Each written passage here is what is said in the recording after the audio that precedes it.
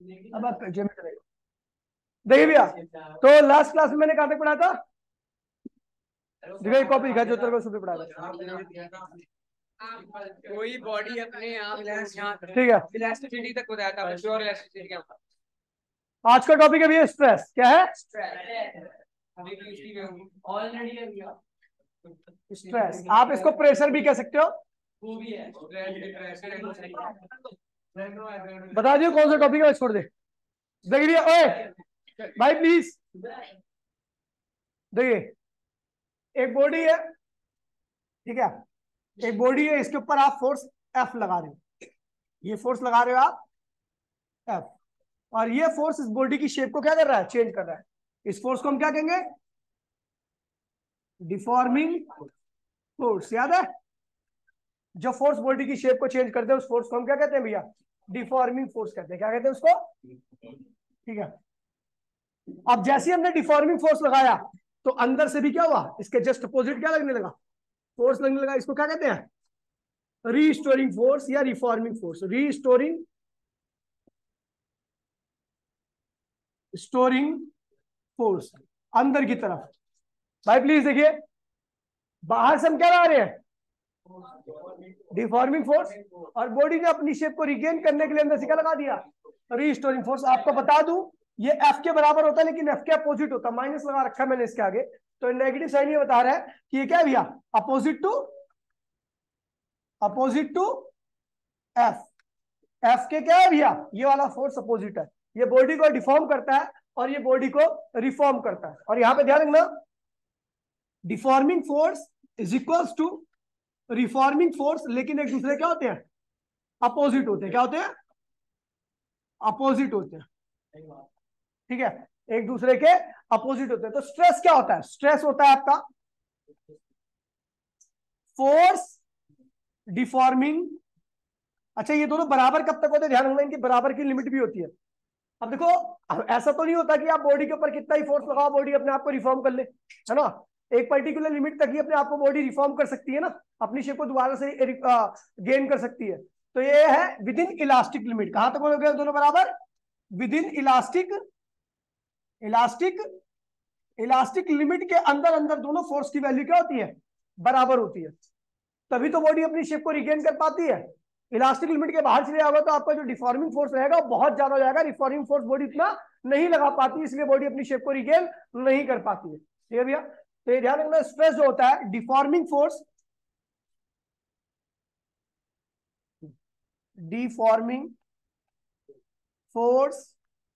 Slash reforming force per unit area. Per unit area बोले तो, अगर इसको मैं सिंपल लैंग्वेज में बोलूं तो डिफॉर्मिंग फोर्स और रिफॉर्मिंग फोर्स 1 मीटर स्क्वायर पर जितना लगता है, deforming force reforming force 1 metre square पर जितना लगता है, उसी को हम क्या कहते हैं भैया? स्ट्रेस कहते हैं। क्या कहते हैं? तो स्ट्रेस का फॉर्मूला क्या हो गया? Deforming force deforming deforming force upon में एरिया। कौन सा एरिया? जिसके ऊपर लग रहा है इसका, ये एरिया। ठीक है? या रिफॉर्मिंग फोर्स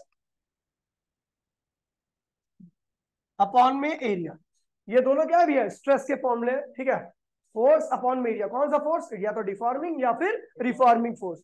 रिफॉर्मिंग फोर्स या deforming force per unit area को हम क्या कहते हैं भैया?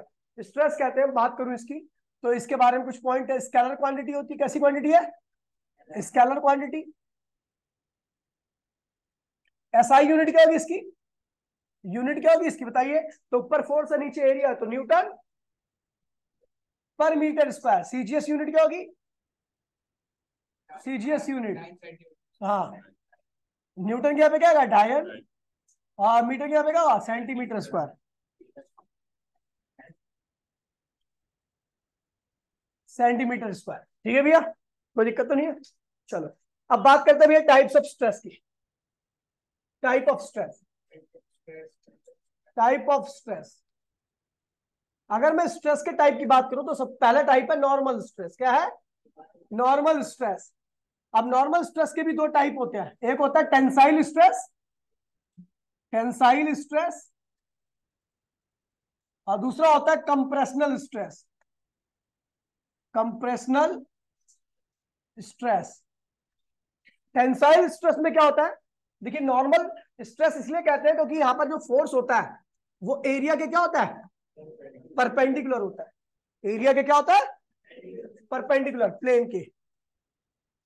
एरिया मतलब जो प्लेन है ना, तो उसके क्या होगा, फोर्स परपेंडिकुलर होगा। टेंसाइल स्ट्रेस में हम क्या करते हैं, वायर, ये वायर है, मान लीजिए ये वायर का क्या है, फिक्स एंड है, यहां से हमने फिक्स कर दिया, ये आपका वायर का एरिया है। तो इस एरिया के बाहर से जो फोर्स लगेगा, ये एरिया के क्या है, इस प्लेन के, एरिया के प्लेन के क्या है, परपेंडिकुलर है। क्या है ये, इस फोर्स के लगने पर इसकी लेंथ क्या होगी, बढ़ जाएगी। इस फोर्स के लगने पर इसकी लेंथ क्या होगी, बढ़ जाएगी। ठीक है, इसीलिए इसको क्या कहते हैं भैया, टेंसाइल स्ट्रेस, फोर्स अपॉन में टेंसाइल स्ट्रेस। देखिए मैं कह रहा हूं भैया, नॉर्मल स्ट्रेस वो स्ट्रेस होता है जहां पर फोर्स और एरिया का प्लेन जो होता है एक दूसरे के क्या होता है, परपेंडिकुलर होता है। अब हमने क्या किया भैया, कौन सा एरिया, क्रॉस सेक्शन एरिया। क्या है ये, क्रॉस सेक्शन एरिया। ठीक है, तो आपको पता भैया क्रॉस सेक्शन एरिया तो ये है, इसके फोर्स क्या है, परपेंडिकुलर है।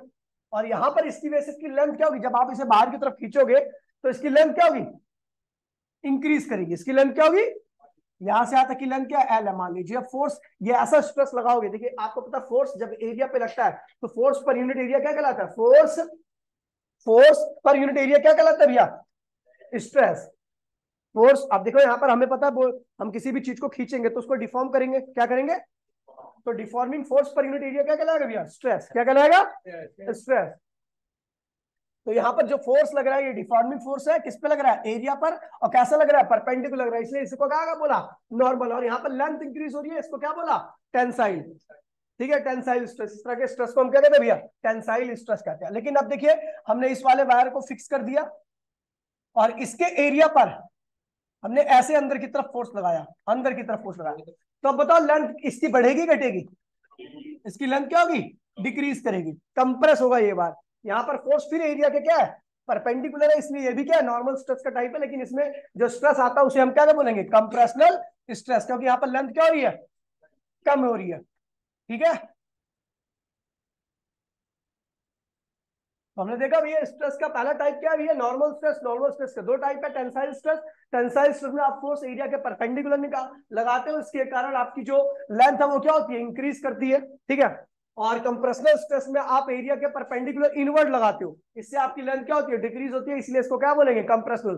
दोनों ही नॉर्मल स्ट्रेस के एग्जांपल है, क्योंकि दोनों ही केस में एरिया के फोर्स क्या होता है, परपेंडिकुलर लगता है। क्या लगता है, नॉर्मल का मतलब होता है परपेंडिकुलर, नॉर्मल का मतलब क्या होता है। तो यहाँ पर फोर्स एरिया के प्लेन के क्या होता है, कौन से एरिया के, क्रॉस सेक्शन एरिया के। ठीक है, अगला क्या है, दूसरा टाइप आपका भैया हाइड्रोलिक स्ट्रेस। क्या है, हाइड्रोलिक है ना।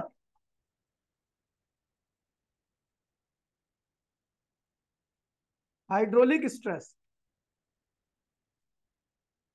देखिए भैया हाइड्रोलिक स्ट्रेस क्या होता है, ध्यान दीजिए। ये कोई भैया वॉल्यूम है, इस बॉडी का वॉल्यूम है, ये बॉडी है जिसका वॉल्यूम क्या भी है, आपने क्या किया, इसके ऊपर से ऐसा फोर्स लगाया चारों ओर से। इसका टोटल सी एस ए कितना है, total C S A, C S A मतलब curve surface area. Total curve surface area कितना है भैया, ए क्या है। और इस बॉडी के ऊपर कुल फोर्स कितना लग रहा है, टोटल डिफॉर्मिंग फोर्स कितना है भैया, एफ है। ठीक है, अंदर से भी इतना ही फोर्स आएगा, लेकिन उस फोर्स को हम क्या बोलेंगे, रीस्टोरिंग फोर्स। क्या बोलेंगे, रीस्टोरिंग फोर्स। तो आपको पता भी है इस केस में जो स्ट्रेस आ रहा है, हाइड्रोलिक मतलब चीजों को चारों ओर से इक्वल फोर्स लगाना, चीजों के ऊपर चारों ओर से इक्वल फोर्स लगाना, जो स्ट्रेस प्रोड्यूस होगा उसी को हम क्या बोलते हैं, हाइड्रोलिक स्ट्रेस। यहाँ पे सब जगह से इक्वल फोर्स लग रहा है बॉडी के ऊपर, बॉडी के हर एक पॉइंट पर क्या लग रहा है, इक्वल फोर्स लग रहा है। तो यही जो फोर्स होता है, ये वाला फोर्स पर यूनिट एरिया क्या कहलाता है, हाइड्रोलिक स्ट्रेस। तो हाइड्रोलिक स्ट्रेस क्या होगा आपका, फोर्स अपॉन में एरिया। ठीक है, ये बॉडी के वॉल्यूम को क्या करता है, बॉडी के वॉल्यूम को चेंज करता है, चेंज करता है। देखिए अगर आप बाहर से देखोगे तो इसका वॉल्यूम क्या होगा, कम कर देगा ये, अगर चारों ओर से फोर्स लगाओ, बलून के ऊपर चारों ओर से फोर्स लगाओ तो बलून का वॉल्यूम क्या होता है, कम हो जाता है। ध्यान देते थे, दांत मत निकाले थे, समझ गया, समझ गए भैया। तो ये भी आपका स्ट्रेस, यही था स्ट्रेस, ये दो टाइप देना। हाँ, टेंजेंशियल, हाँ हाँ। ये पानी में जैसे पानी में सबमरीन है तो ऑब्जेक्ट का कोई शेप भी मैटर नहीं करता, हाँ? इक्वल फोर्स लगे आप कह रहे हो हाइड्रोलिक, हर जगह पे शेप मैटर नहीं करता। शेप मैटर नहीं करती।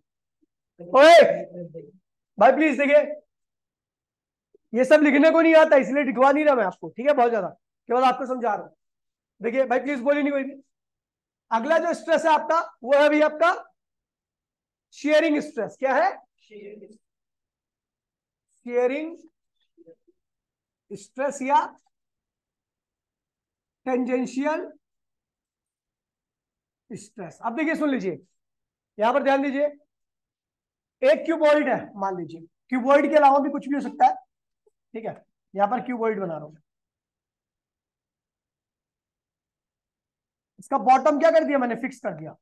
बॉटम क्या इसका, फिक्स है।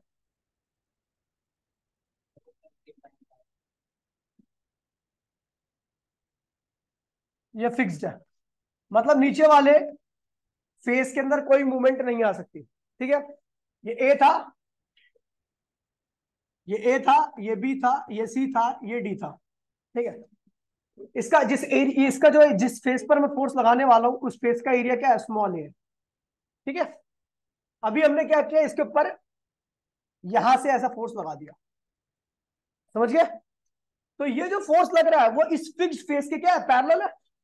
फिक्स्ड फेस, ये देखो फिक्स्ड फेस ये है ना, इसके वाला फोर्स क्या है, फोर्स क्या है, पैरेलल है। दो चीजें अगर पैरेलल होती है तो हम कहते हैं, अगर टच कर रही है तो कहते हैं टेंजेंशियल। क्या कहते हैं उसे, जैसे ये देखो, ये इसके ऊपर क्या है, टेंजेंट है, क्योंकि ये जो लाइन थी, ये लाइन थी, इसके ये क्या है, पैरेलल है। टेंजेंट कहते हैं, टेंजेंट मतलब दो सरफेस क्या आपस में पैरेलल हो, तो टेंजेंशियल है। तो ये फोर्स भी क्या है भैया, नीचे वाले फिक्स फेस के क्या है, ये फोर्स पैरेलल है, ठीक है। अब जैसे ये लगाएंगे तो नीचे वाला फेस तो ऐसे ही रहेगा ना, क्योंकि नीचे वाला फेस क्या है, फिक्स है। नीचे वाला फेस अपनी लोकेशन पे ही रहेगा, क्योंकि नीचे वाला फेस क्या है, फिक्स है। ऊपर वाले फेस के साथ क्या होगा देखिए,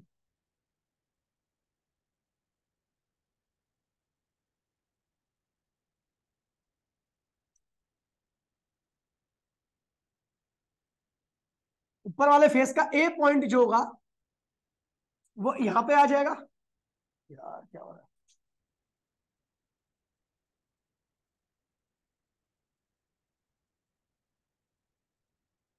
है, ए पॉइंट कहां पे आएगा, यहां पर, और ये जो बी पॉइंट हो कहां पे आ जाएगा, आगे शिफ्ट होके बी डैश पर।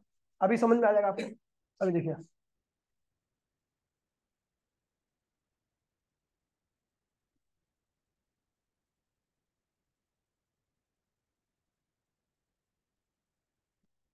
देखिए जब आप इसके ऊपर ऐसे फोर्स लगाओगे, ठीक है, नीचे वाला फेस तो फिक्स है, इसके अंदर कोई मूवमेंट नहीं आती, ये फिक्स है। लेकिन जो ऊपर वाला ए पॉइंट है वो कहां चले जाएगा, आगे की तरफ बढ़ेगा। जैसे बुक कॉपी है, कॉपी के ऊपर अगर आप फोर्स लगाते हो तो ये क्या होता है, नीचे वाला फेस फिक्स करके अगर लगाओगे तो ये साइड क्या होगी, थोड़ी आगे शिफ्ट हो जाएगी, ये साइड क्या होगी, थोड़ी आगे शिफ्ट हो जाएगी, ऊपर वाली जो फ्री साइड है। तो ये क्या हुआ, ए पॉइंट कहां चला गया, ए डैश पर, और बी पॉइंट कहां चला गया, बी डैश पर, ठीक है। तो हम देख रहे हैं कुछ एंगल का चेंज आया, नहीं आया, कितना चेंज आया, तो भैया यहाँ पर अगर मैं देखूँ तो डेल्टा एल का चेंज आया, कितना आया, ए और ए डैश की पोजीशन में कितना डिफरेंस है, मतलब ऊपर वाला फेस क्या हो गया, देखिए ये वाला क्या हुआ, ये सी है ना, ये सी है, डी है, तो ये कहाँ जाएगा, सी डैश पे, ये कहाँ जाएगा, ये सी जो था यहाँ पे सी था ना, ये क्या आएगा, सी डैश पे, और ये कहाँ आएगा, डी डैश पे। तो आपका चित्र कुछ इस तरीके का बनने वाला है।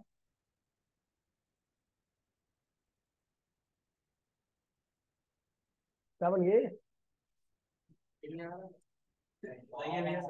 सही है, बताओ।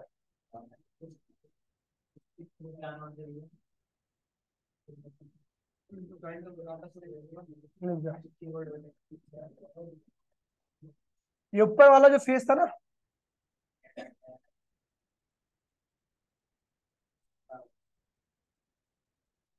सी वाला कहाँ पे आ गया, सी डैश पर, डी वाला कहाँ पे आ गया, डी डैश पर।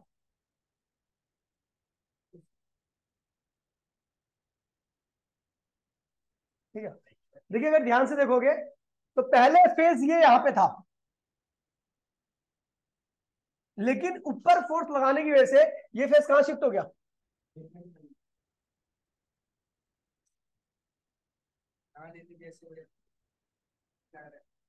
देखो पहले ये फेज यहां पे था, बाद में कहां पे हो गया? यहां पे आ गया, फोर्स लगाने की वजह से। समझ गया? ठीक है, फेज ऊपर का फेज क्या हुआ? इस फोर्स की वजह से शिफ्ट हो गया। बॉटम वाला फेज में कोई शिफ्टिंग नहीं आ सकती, क्योंकि बॉटम वाला फेज क्या है? फिक्स है। ठीक है, तो यहां पर जो स्ट्रेस लगा, क्योंकि फोर्स लगा रहे हैं, फोर्स पर यूनिट एरिया जो होता है उसी को हम क्या कहते हैं? स्ट्रेस कहते हैं। बॉडी अपने आप को रिफॉर्म करने के लिए अंदर से क्या लगाएगी?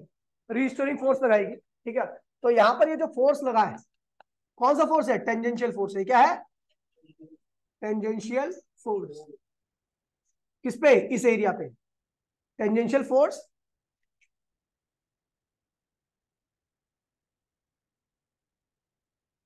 Tangential force per unit area,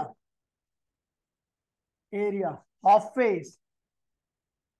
ठीक है, is called sharing, sharing stress. इस तरह का स्ट्रेस जो होता है वो फेस को शिफ्ट करता है।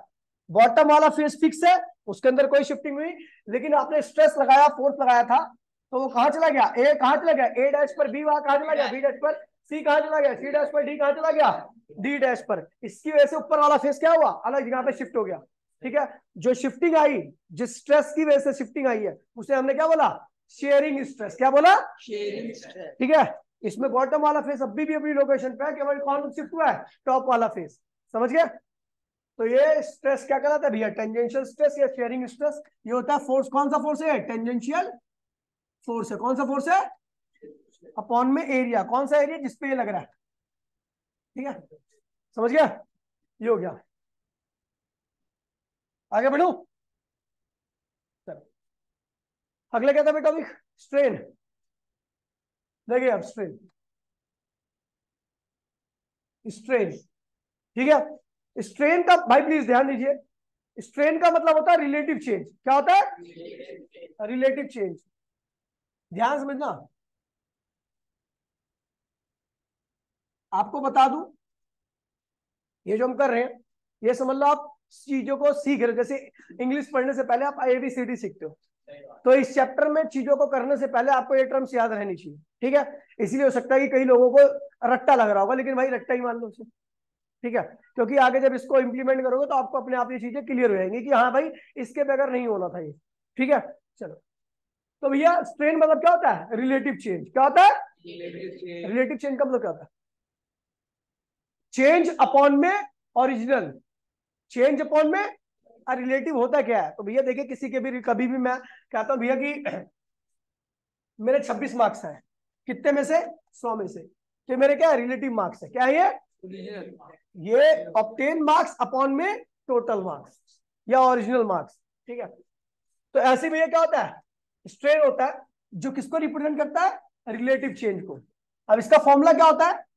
तो change in configuration, configuration, configuration मतलब क्या होता है भैया? Length, area, volume. ठीक है, और बस यहां इतना रहेंगे। ये सब किस में आते भैया? कॉन्फ़िगरेशन में। अपॉन में ओरिजिनल कॉन्फ़िगरेशन, ओरिजिनल कॉन्फ़िगरेशन। ये होता है भैया स्ट्रेन का फॉर्मूला। किसका फॉर्मूला होता है? ये इसे हम रिलेटिव चेंज भी कहते हैं। इसे हम क्या कहते हैं? Relative change. किसी भी चीज का चेंज अपॉन में उसकी ओरिजिनल वैल्यू क्या कहलाती है? स्ट्रेन। किसी भी चीज का चेंज अपॉन में ओरिजिनल वैल्यू जो आती है वो क्या कहलाती है भैया? आपकी स्ट्रेन कहलाती है। इसको आप रिलेटिव चेंज भी कहते हो। क्या कहते हो? अब हम देख रहे हो ऊपर नीचे सेम ही चीज होगी। देखिए जैसे मान लीजिए, अब मैं बताता हूँ। हाँ, यहाँ पर ये कैसी क्वांटिटी है? Scalar quantity. कैसी क्वांटिटी है? Scalar quantity. नो यूनिट, इसके पास यूनिट, कोई भी रिलेटिव टर्म हो, कोई भी रिलेटिव टर्म, उसके पास असाई यूनिट, क्योंकि ऊपर जो होगी वही नीचे भी होगी। जैसे मैं लिख रहा हूं चेंज इन लेंथ अपॉन में, अगर मैं लेंथ के अंदर स्ट्रेन की बात करूं, अगर मैं लेंथ के अंदर स्ट्रेन की बात करूं तो ऊपर क्या लिखूंगा? Change in length. नीचे क्या लिखूंगा? Original length. तो ऊपर भी लेंथ है, नीचे भी क्या है? तो ऊपर भी यूनिट क्या होगी? मीटर। नीचे की यूनिट भी क्या होगी? कट गई। No unit no dimension. अगर ऊपर चेंज इन वॉल्यूम लूंगा तो नीचे भी क्या लूंगा? तो वॉल्यूम से वॉल्यूम कैंसिल। तो ध्यान रखना, स्ट्रेन के पास नो यूनिट नो डायमेंशन। ना तो यूनिट होती है ना ही डायमेंशन होता है। अब देखिए टाइप्स ऑफ स्ट्रेन। अब बात करता हूं स्ट्रेन का टाइप। Type of strain. तो सबसे पहले स्ट्रेन का टाइप है, बता बे। Longitudinal strain. क्या है भैया? लॉन्गिट्यूडनल। ध्यान दीजिए भैया, लॉन्गिट्यूडनल स्ट्रेन। ठीक है, क्या होगा इसका फॉर्मूला बताओ? चेंज इन लेंथ अपॉन में, चेंज इन लेंथ अपॉन में ओरिजिनल लेंथ।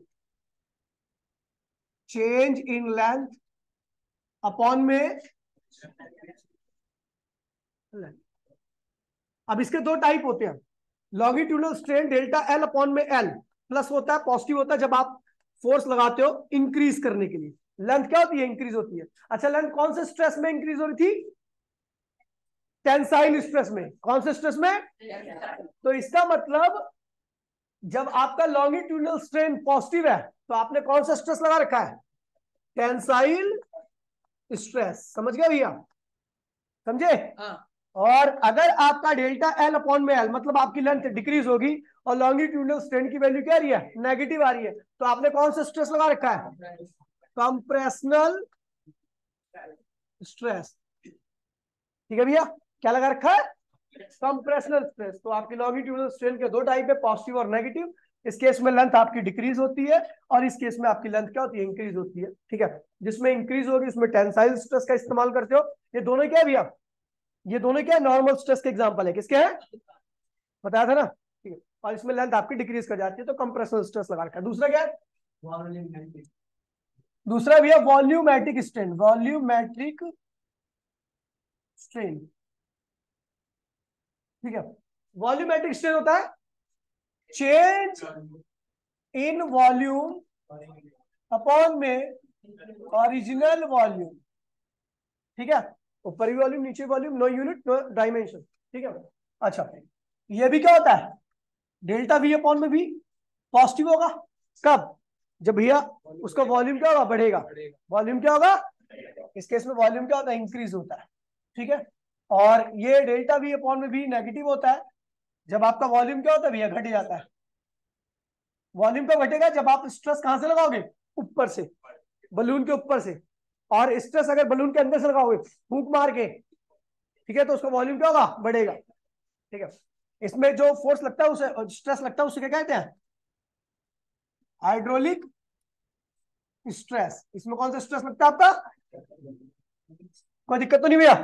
तो चारों ओर से इक्वल लगेगा तभी तो वॉल्यूम बढ़ेगा चारों ओर से, वरना बलून का अगर एक ही जगह से फोर्स लगे तो बलून तो फट जाएगा ना। चारों ओर से फोर्स लगता है तभी वॉल्यूम का, बलून का साइज क्या होता है? बढ़ता है चारों ओर से। समझिए भैया? अगला भी आपका, बोल पे सुअर, sharing stress strain. Shear strain.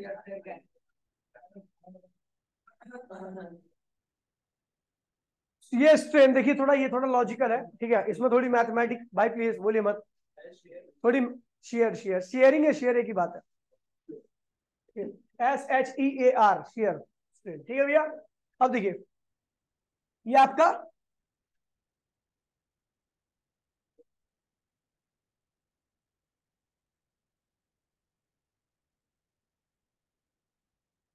ये फिक्स्ड फेस है। क्या है ये? इसके अंदर कोई मूवमेंट नहीं हो सकती। अपन ने फोर्स लगाया इस वाले फेस के ऊपर। फेस का एरिया कितना है? ए, जिस पे फोर्स लगा रहे हो। यहाँ पर कौन सा स्ट्रेन लग रहा है? स्ट्रेस लग रहा है शेयरिंग स्ट्रेस। क्या लग रहा है?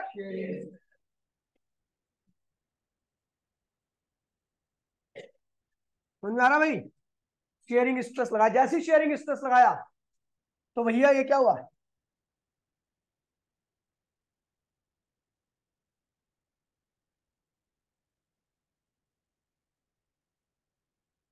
वहीं आके अभी 2-3 घुसंड और 3-4 लाख जड़ दूंगा तो तब होगा।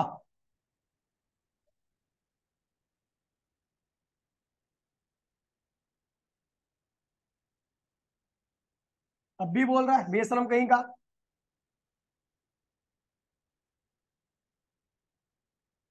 फिक्स्ड, ठीक है। जैसे ही हमने फोर्स लगाया तो ए कहां चला गया, ए डैश पे। बी कहां था बे, बी कहां चला गया, बी डैश पर। सी कहां चला गया, और डी कहां चला गया, ठीक है।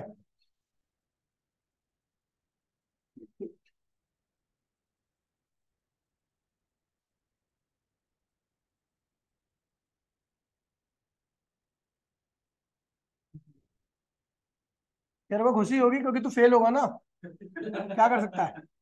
जिसको क्लास ओवर होने पे खुशी होती है समझ लो फेल है। ये जो फेस था पहले वाला वो कहां शिफ्ट हो गया, इधर शिफ्ट हो गया। किस वजह से, शेयरिंग स्ट्रेस की वजह से, ठीक है।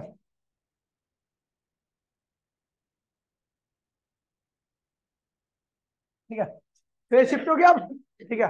कितना दिखे भैया, कितना शिफ्ट हुआ है पॉइंट, डेल्टा एल। लेंथ क्या थी यहां से यहां तक की, एल। और कितना एंगल शिफ्ट हुआ है, थीटा। क्या शिफ्ट हुआ है, तो शेयरिंग स्ट्रेस क्या होगा, sharing strain, sorry sharing strain होगा डेल्टा एल अपॉन में एल। क्या होगा, शिफ्टिंग अपॉन में साइड, जो साइड शिफ्ट हुई है। अच्छा देखिए, अगर मैं देखूं तो ये ट्राइंगल बन रहा है आपका एक छोटा सा, ये ट्राइंगल बन रहा है आपका छोटा सा, ये ट्राइंगल का एंगल है, ये उसका क्या है, परपेंडिकुलर है, ये क्या है, और ये क्या है, बेस है। तो आप देख रहे हैं यहाँ पर क्या है, ये परपेंडिकुलर अपॉन में बेस ही तो है, ये क्या होता है, tan थीटा। क्या होता है, यानी कि अगर शेयरिंग स्ट्रेंथ आए तो उसे tan थीटा भी लिखते तो कोई दिक्कत नहीं है, समझ गया। चलो अगला बोल बे, इलास्टिक लिमिट है, इलास्टिक लिमिट, इलास्टिक लिमिट। देखिए भैया इलास्टिक लिमिट कहा क्या होती है, तो भैया ध्यान रखना, इलास्टिक लिमिट क्या होता है, जब तक आपका स्ट्रेस स्ट्रेन के डायरेक्टली प्रोपोर्शनल होता है, स्ट्रेन के डायरेक्टली प्रोपोर्शनल होता है। और जब आप स्ट्रेस और स्ट्रेन ग्राफ बनाते हो, स्ट्रेस स्ट्रेन ग्राफ बनाते हो, तो वो कैसे आता है भैया, स्ट्रेट जाता है। आप एक्सपेरिमेंट करोगे, आप एक वायर लोगे, वायर के ऊपर लोड अप्लाई करते जाओगे, अप्लाई करते जाओगे, और स्ट्रेस और स्ट्रेन को नोट करोगे, ठीक है। स्ट्रेस कैसे नोट करोगे, तो भैया आपने जो लोड अप्लाई कर रखा है उसका वजन तो आपको मालूम ही है, वायर का क्रॉस सेक्शन एरिया आपको मालूम रहेगा। तो वजन मतलब फोर्स, एरिया मतलब क्या हुआ, तो फोर्स अपॉन में एरिया क्या हो गया, स्ट्रेस हो गया, ठीक है। और जो चेंज इन लेंथ आएगा डेल्टा एल, वो आप नोट कर लोगे, और जो लेंथ जो आएगा वो भी नोट कर लेंगे, ठीक है भैया। तो इसी हिसाब से आप ग्राफ बनाते आगे, इतने स्ट्रेस पे इतना स्ट्रेन आया, ठीक है, इतना स्ट्रेन आया, तो इस तरीके ग्राफ। अब इलास्टिक लिमिट क्या होती है, तो जहां तक कोई वायर, जहां तक जहां तक डिफॉर्म्ड बॉडी अपनी शेप, अपनी शेप, साइज, वॉल्यूम, क्या करती है भैया, वॉल्यूम रीगेन कर लेती हो, क्या कर लेती हो, रीगेन स्लैश रीस्टोर कर लेती है, उसे उसकी इलास्टिक लिमिट कहते हैं, उसे उसकी इलास्टिक लिमिट कहते हैं, इलास्टिक लिमिट कहते हैं, ठीक है भैया। जहां तक कोई डिफॉर्म बॉडी अपनी शेप, साइज, वॉल्यूम को क्या करे भैया, रीगेन कर ले, उसे हम क्या कहते हैं, उसकी इलास्टिक लिमिट कहते हैं। It is different for it is different for different material, ठीक है, समझिए भैया। ये अलग अलग मटेरियल के लिए क्या होती है, अलग अलग होती है। जिसकी इलास्टिक लिमिट जितनी ज्यादा होगी उसको उतने ज्यादा आप डिफॉर्म कर सकते हो, उसके बाद वो फिर दोबारा से अपने आप को क्या कर लेगी, रिफॉर्म कर लेगी, रिटेन कर लेगी अपनी शेप और साइज को, ठीक है। हाँ भाई समझ गया, तो अलग अलग बॉडी के लिए अलग अलग होती है, इसे इलास्टिक लिमिट कहते हैं, ठीक है। आगे बढ़ते भैया, हुक्स लॉ। क्या भैया? Hooke's law. ठीक है भैया, देखिए अब यहां से मेन टॉपिक चालू हो रहा है। इलास्टिक लिमिट समझ गए ना भैया, जहां तक बॉडी अपने आप को रिगेन कर ले। ठीक है, हुक्स लॉ क्या कहता है? कहता है according to Hooke's law, according to Hooke's law, Hooke's law the extension produced in wire slash spring is directly proportional to load applied. हाँ, पता क्या कह रहा है? अगर किसी बॉडी के ऊपर लोड अप्लाई किया जा रहा है तो उसके अंदर एक्सटेंशन आएगी। वायर के ऊपर स्प्रिंग देखिए आपने, सिलेंडर वाली, वो देखिए तराजू जो सिलेंडर नापते हैं, तो जितना भारी सिलेंडर रहता है तराजू क्या होती है, स्प्रिंग उतनी ज्यादा खिंच जाती है। तो यानी वो जो उसके अंदर जो खिंचा हुआ है उसे कहते हैं एक्सटेंशन। क्या कहते हैं उसे? तो वो एक्सटेंशन इस बात पे डिपेंड कर रहा है कि भैया क्या है, आपने कितना लोड अप्लाई कर रखा है, सिलेंडर का वजन क्या है, कितना ज्यादा है। समझ गया भैया? तो क्या हुआ, extension is directly equal to load applied. लेकिन ये जो होता है ना, ये जो प्रोपोर्शनल होता है, ये विद इन इलास्टिक लिमिट ही होता है। इलास्टिक लिमिट, अच्छा प्रोपोर्शनल का मतलब समझिए जरा क्या होता है। प्रोपोर्शनल का मतलब है, मान लीजिए आपने 1 किलो वजन लगाया, लेंथ बढ़ गई 2 मीटर। कितनी बढ़ गई? अगले 2 किलो वजन में क्या होगी, लेंथ क्या बढ़ेगी? 4 मीटर। 3 बढ़ाओगे तो, समझ गया, ये है प्रोपोर्शनल। ये क्या है? अब देखो प्रोपोर्शनल क्या नहीं है, चुगले साले। ठीक है, वजन बढ़ाया आपने 1 किलो, लेंथ बढ़ गई 2 मीटर। वजन बढ़ाया 2 किलो, लेंथ बढ़ गई 5 मीटर। वजन बढ़ाया 3 किलो, लेंथ बढ़ गई 2 मीटर। बढ़ रही है, लेकिन यहाँ पर एक दूसरे के क्या है, प्रोपोर्शनल नहीं है। प्रोपोर्शनल मतलब रेशियो सेम नहीं आ रहा, रेशियो सेम नहीं आ रहा। पहले केस में रेशियो क्या था, 1 पे 2, 2 पे 4, 3 पे 6, रेशियो फिक्स है।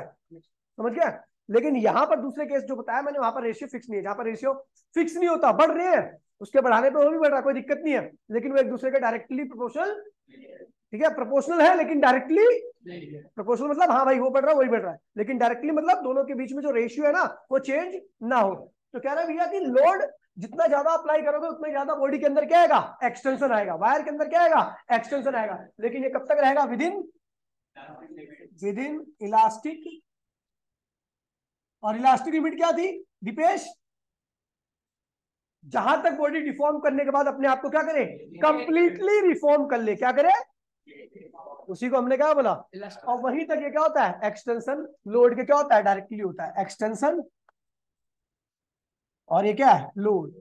ये दोनों एक दूसरे क्या होंगे, डायरेक्टली होंगे। ग्राफ कैसे आएगा, स्ट्रेट। और जैसे यहां पर एक directly after elastic limit, with in elastic, ये ग्राफ ऐसा आएगा विद इन इलास्टिक लिमिट। अगर आप इलास्टिक लिमिट के अंदर हो तो ग्राफ आपका ऐसा जाएगा, लेकिन after elastic limit, after elastic limit, तो ये ग्राफ क्या होगा, एक्सटेंशन और लोड। ग्राफ ऐसा। समझ गए भैया, समझ गए, कोई दिक्कत तो नहीं है? अब आगे बढ़ते बोल रहे अगला topic, modified form of flow. Modified form of Hooke's law. देखिए हुक्स लॉ की मॉडिफाइड फॉर्म क्या है, सुन लीजिए। तो इन्होंने लोड की जगह पर, लोड की जगह पर, यंग ने किया था, YOUNG, यंग। ठीक है, यंग। लोड की जगह पर यानी ने लिया था स्ट्रेस। क्या लिया था, स्ट्रेस। और एक्सटेंशन की यहाँ पे क्या लिया था, एक्सटेंशन की यहाँ पे क्या लिया था, स्ट्रेस। ठीक है, तो बाय यंग, स्ट्रेस जितना ज्यादा बॉडी के ऊपर लगाओगे उस बॉडी के अंदर स्ट्रेन क्या होगा, उतना ही ज्यादा आएगा, लेकिन विद इन इलास्टिक लिमिट। उससे ऊपर गए तो भैया मामला क्या होगा, प्रोपोर्शनलिटी वाला खराब हो जाएगा, ग्राफ सीधा नहीं जाएगा। विद इन इलास्टिक लिमिट, ठीक है भैया। स्ट्रेस इज इक्वल्स टू में ई टाइम्स ऑफ स्ट्रेन। यहां पर ये क्या है भैया, प्रोपोर्शनैलिटी कांस्टेंट, प्रोपोर्शनैलिटी कांस्टेंट। इसका दूसरा नाम है मॉडुलस ऑफ इलास्टिसिटी। इसे कहते हैं मॉडुलस ऑफ इलास्टिसिटी। ठीक है भैया, E इक्वल्स टू में क्या होगा, स्ट्रेस अपॉन में स्ट्रेन। ये क्या हो गया भैया, स्ट्रेस अपॉन में स्ट्रेन। अब ये करता क्या है, देखिए भैया, लोड की जगह पे इन्होंने क्या लिया, स्ट्रेस, क्योंकि लोड क्या होता है, फोर्स होता है, फोर्स की वजह से क्या आता है, स्ट्रेस आता है। क्या आता है, और एक्सटेंशन क्या होता है, चेंज इन लेंथ होता है। क्या होता है, चेंज इन लेंथ। और चेंज इन लेंथ की वजह से क्या होता है भैया, स्ट्रेन आता है। तो इन्होंने बोला भैया कि अगर हम जितना ज्यादा स्ट्रेस बॉडी के ऊपर अप्लाई करते हैं, फोर्स है ना, उतने ज्यादा उसके अंदर क्या आता है, स्ट्रेन आता है। प्रोपोर्शनलिटी साइन हटाने के लिए हमने यहाँ पर एक कांस्टेंट